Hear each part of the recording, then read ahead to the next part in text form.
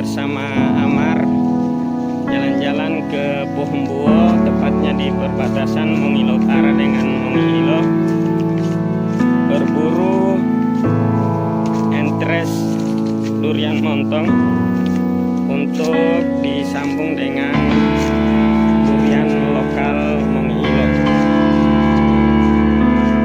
Mudah-mudahan perjalanan kami pada siang hari ini bisa berhasil untuk penyambungan entres durian montong dari Bapak Armi Katani.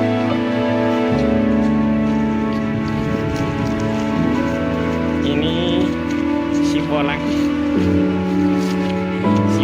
Amar, bocah petualang.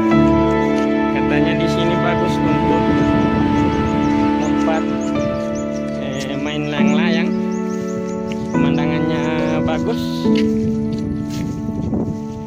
perbatasan dengan Mongilo Utara, Mongilo dan transmigrasi Owata.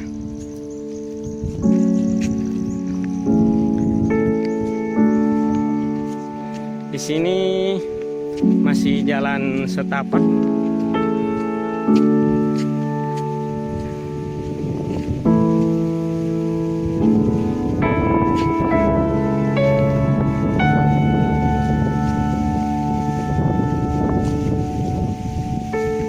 Ya, si Bolang lima motor. Tidak? Boleh? Boleh nggak? Atau nggak boleh? Hah? Tidak tahu.